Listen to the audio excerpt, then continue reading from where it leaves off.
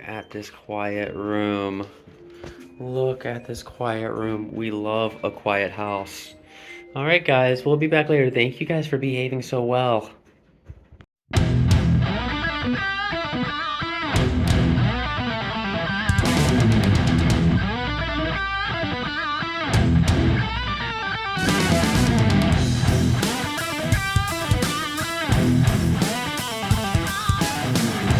Hey everybody, so we're at a house pet sitting today, but these dogs are actually going to be within a series of mine. There's going to be 7 dogs in the house today. The couple are with the owner, but they all have behavioral issues. There's 2 of them in here, Scout and Ember, that cannot be together at all because they will fight, and I mean fight to the point that they are injured, they are bleeding.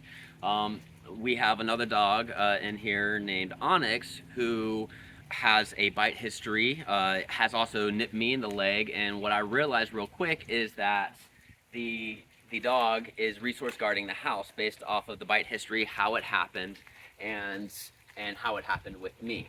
So we're gonna come in here and we're gonna start taking care of these dogs for our pet sitting, but I'm also going to use this time for assessing what can happen, and if I have enough time, I'm going to put some e-collars as well as muzzles on Scout and Ember and try to get them together and start correcting certain behaviors.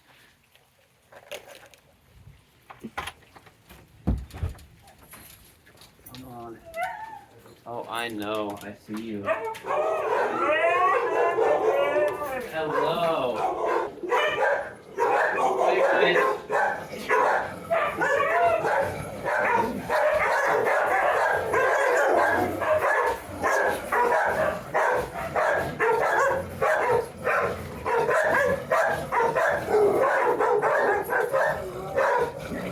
Hey, let's back up. Back up. All right, so come this way so you can get a little less left. I know. So this is, come here. So this is Ember. Ember's one of the fighters. Ember and it was Scout. They don't get along at all. So we're gonna keep them out of their play groups. They're allowed to play group in groups of 3. And we can mix and match pretty much any of them except for Scouts. I'm going to be very wary about Onyx though, because again, Onyx is resource guarding the house, and Onyx will try to bite me if I try to come back into the house, or if I'm in the house trying to leave and he's behind me. So I'm going to be very careful about where he's located and where I'm located. All right. So we got our, come on, let's go outside. Come on. So we have our first group of 3. What are you? Oh my goodness. Come on. All right, so there's this new puppy in the house that's being watched, and she is a little scared. Here she is. So obviously I'm not gonna force her immediately. I'm gonna put this down. Where can I put this? Hey, come here. Look. Want a treat? I know. Hi. You know what, I know, we shut down when we're nervous. And we need treats. I know. Hey, look. There's all the treats in the world. Oh, yums? No? Okay. I know. You're nervous. It's okay. Hey. Go ahead and step me. Hi, you. Oh, good puppy. There you go. I know. I see you. So, okay, good. Come to me. That's fine, you can come sniff all you want. So what I want to do right now is, at first she was growling at me, not wanting me to come near her. Realize I'm here, her body language, she is scared. She is terrified right now, not to the point of being violent, but you can tell with her body language she is scared. She's very nervous.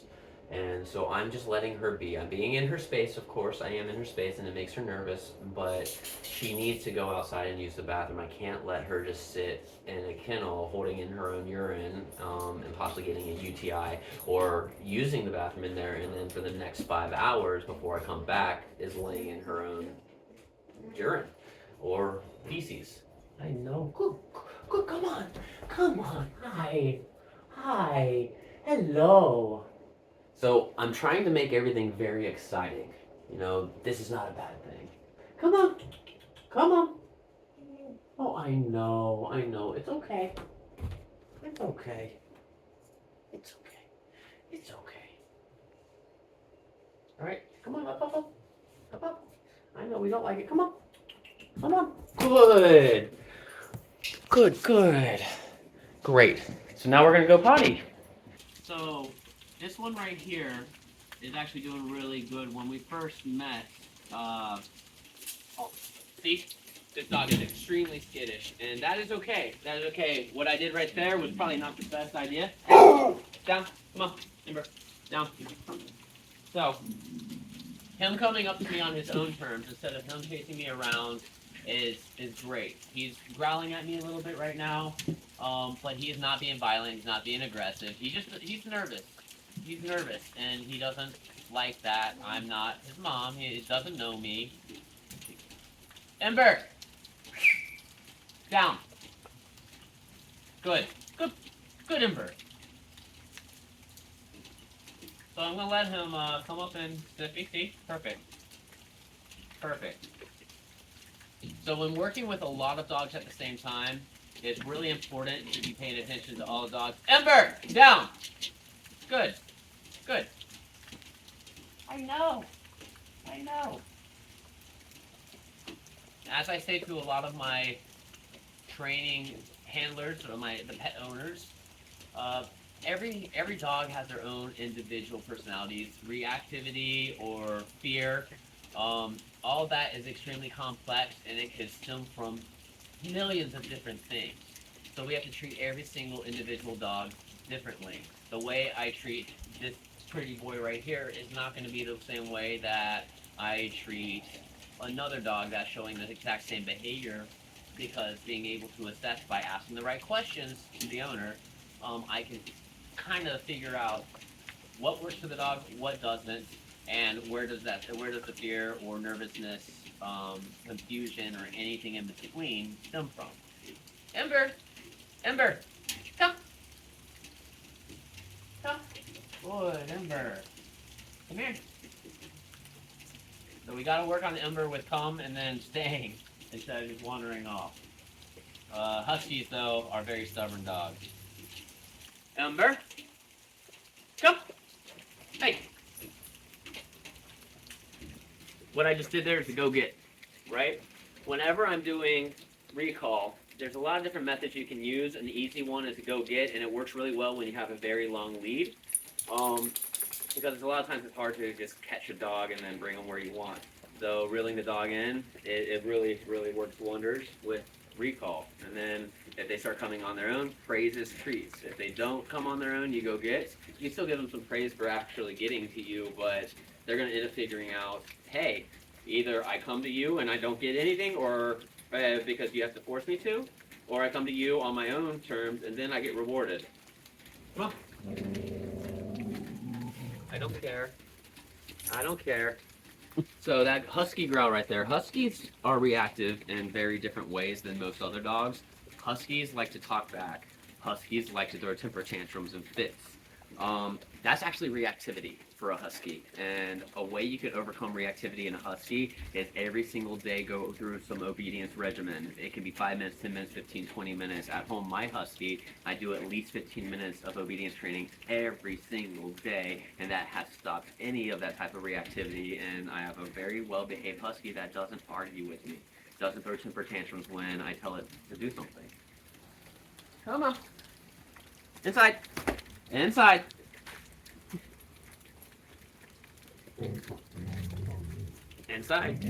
I know. We don't want to.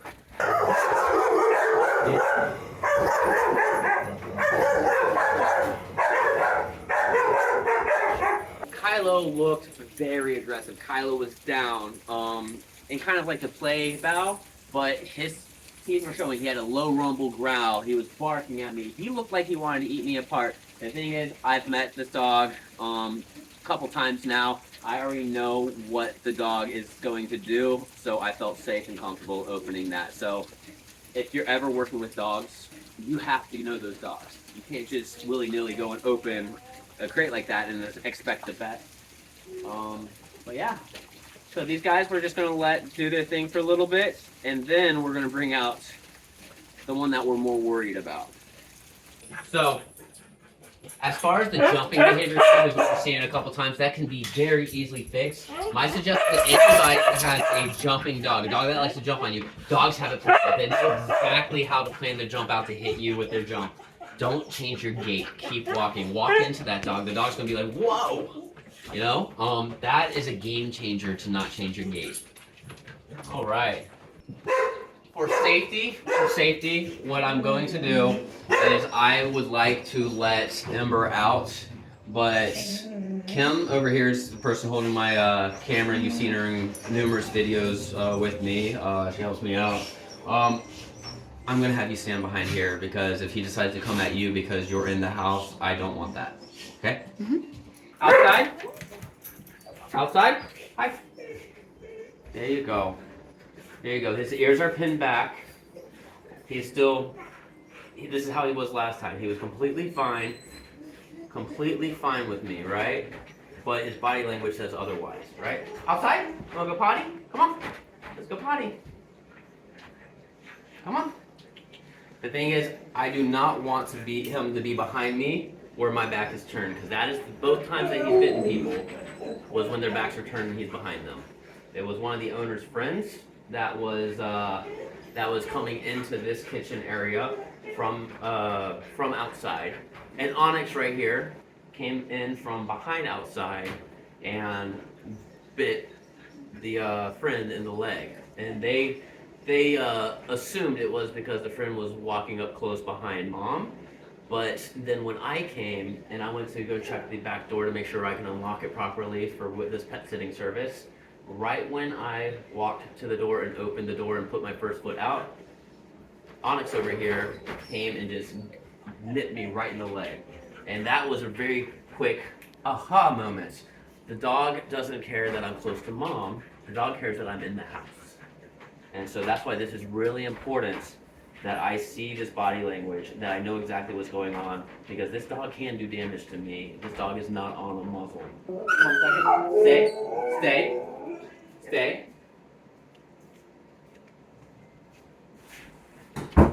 This dog threw a little bit of blood on the friend, but me, it was just a pressure bite with a bruise, and he backed off immediately. He doesn't want to violently attack me or anybody else. He wants to say, get out of my house.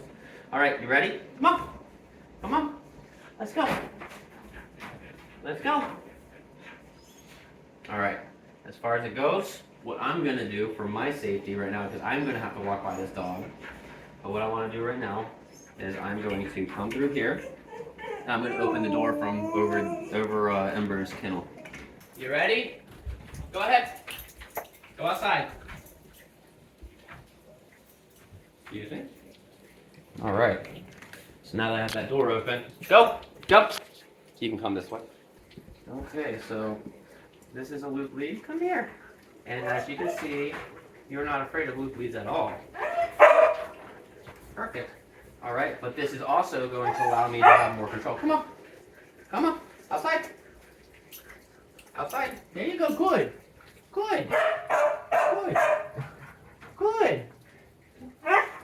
I do not like you near my garage, but I do have a treat for you. Hey. Willfully taking treats out of my hand is great. That means that they're not so nervous that they shut down from treats. So, when you see people talk about, I'm a balanced trainer, I do like to use punishments as well as positive reinforcement. One thing you will see time and time again is I will go towards positive reinforcements, cookies, and treats anytime I get a chance. I prefer that. I love giving treats, don't I? I love giving treats. There you go. Take some more. All right, come on.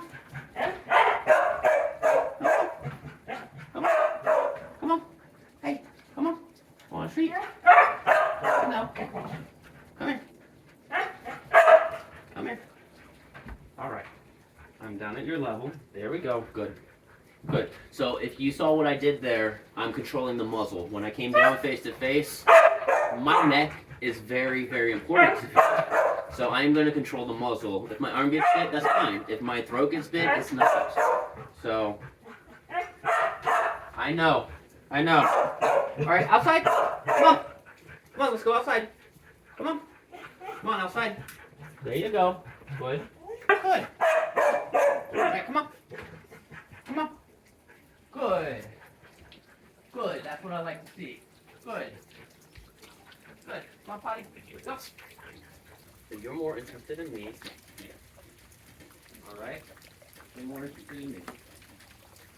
So I'm doing soft, gentle movements, nothing extreme. Again, bite history. Good. Good.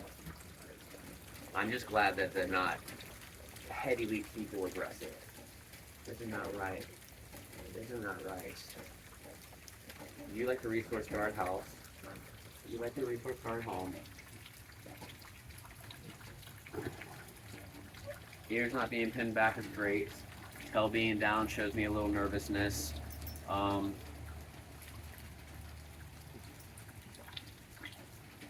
haven't seen any yawns yet from stress.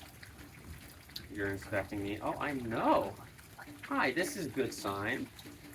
This is a good sign, but no. But no. So that right there, the paw, can mean a couple different things, right? Either, hey, come back and pet me. A lot of dogs do that. I want you to pet me, pull my arm in. And that's what it felt like. It didn't feel like just I'm putting my arm on you. Was that a yawn? Ish. Okay. Ish. But it was one of those situations where they want more pets. But now if the dog just did it to do it, at that point it's more of, I'm the one in control here. This is mine. You know, I'm in charge. I don't like to use the word dominance because there's way too many of you out there that like to try to argue the dominance theory.